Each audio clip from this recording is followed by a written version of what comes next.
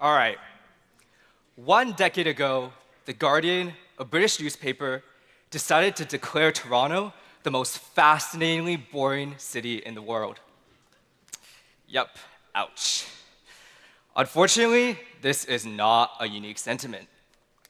Take a stroll along social media, and you'll find no shortage of posts declaring that Toronto is soulless, dull and depressing, wretched. Wow. And most extreme of all, the city where fun goes to die? Wow, okay. If you grew up in Toronto and resonate with some of this, don't worry, I do too.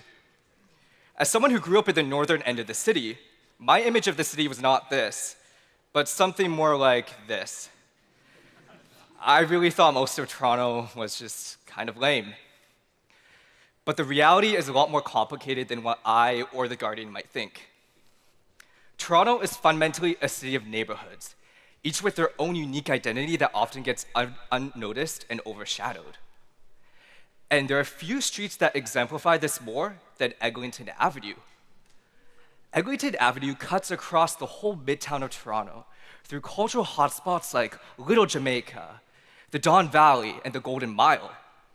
Yet to me, these were just places I vaguely heard about, but never bothered to stop in. No easy way to get there. Really, no easy way. And no reason to try. Why? That's not until Line 5 came along, Toronto's newest and most anticipated transit line along Eglinton Avenue. Woo! Yeah! Societal progress, right? This project was huge. It was the first TTC line built to connect communities across the city without passing through downtown, creating hundreds of new ways to explore this overlooked part of Toronto. But it wasn't all kittens and rainbows. Its construction also decimated more than 300 small businesses. It left Torontonians waiting and waited and waited. Waiting so much that some people would wonder if the line would even open at all. Yep. So when I heard Line 5 was going to open soon, my first thought was, yeah, right. My second thought was, this line could be what I needed to finally explore my city without just going downtown. So I had a motive. But how do I actually explore this stretch of Eglinton? I could have just gone on and off 25 stations, but I didn't just want to pass through them. I wanted to be pulled into them. I was stuck for ideas when one day I saw an Instagram reel of a woman in Taipei racing across the entire city collecting stamps on the metro line. Each stamp illustrated key landmarks nearby. And as I watched this woman race across, I thought to myself, this looks so fun, unforced, whimsical, and tactile, like a child exploring the world for the first time. It was such a sharp contrast to what I usually saw on social media. People writing off their own hometowns while fantasizing about the outside world. We all love Japan, let's face it.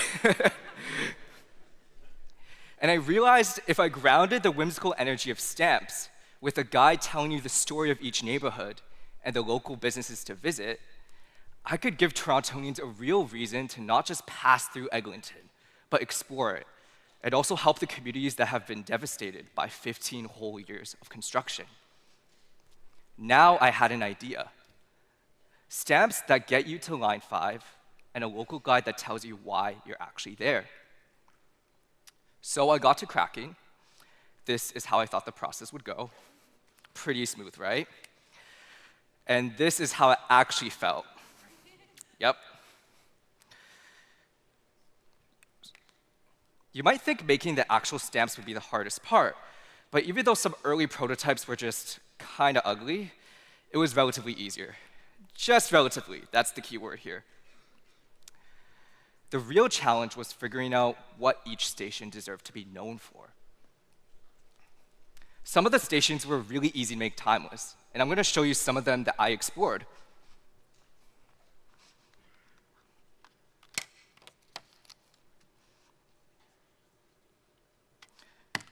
This is Forest Hill Station. Forest Hill Station is home to the high school that birthed Drake.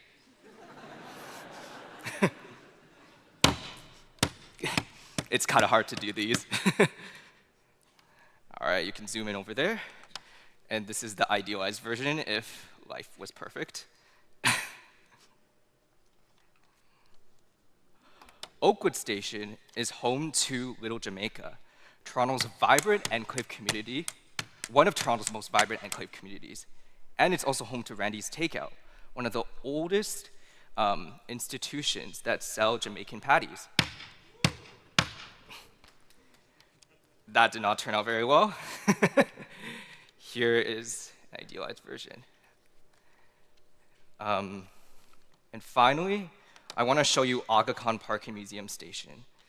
As you can tell by its name, it has Aga Khan Park and Museum, but it also has the Japanese Canadian Cultural Center.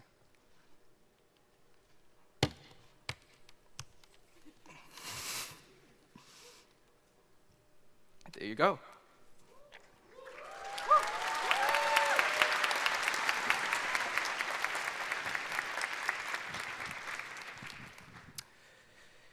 So those were the easiest stamps, at least some of them. But for others, I found it a lot more difficult to get a unique identity for them. Parks, libraries, community centers, strip malls, and everything else all blurred into one another. And I went around in circles, trying to just figure out something I could use, just anything. And then I really started to wonder, were the critics right?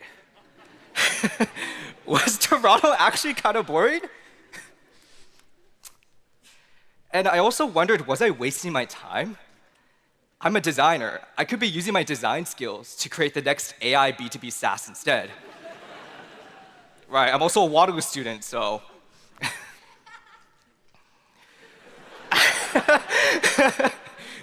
I decided to shift my mindset. Instead of looking for famous landmarks, I started looking for maybe the lore.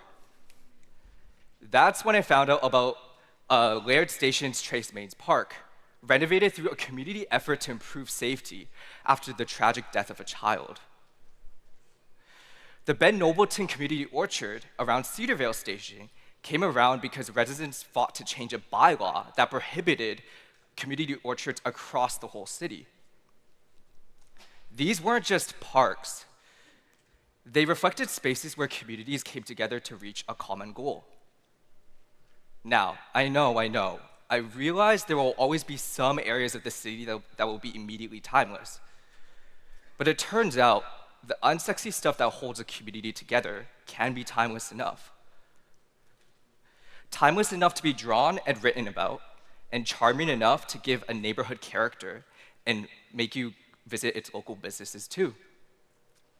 So, what is my whole story about? It's not about stamps. It's not about a local guide. And it's actually not about Toronto at all, either. This is a story about looking at the world around you, no matter what city you live in, and choosing to capture whimsy rather than perpetual longing. It's about exploring the hundreds of worlds that exist in our plain sight that we neglect in our day-to-day. And the best part about the story is that it doesn't matter how you choose to capture that whimsy. Why not pretend to be a tourist in your own city? Or capture your mundane surroundings in a new light. Or you can do the same thing that I did, which is explore your city through one wildly overpriced, overbuilt subway line at a time. Thank you.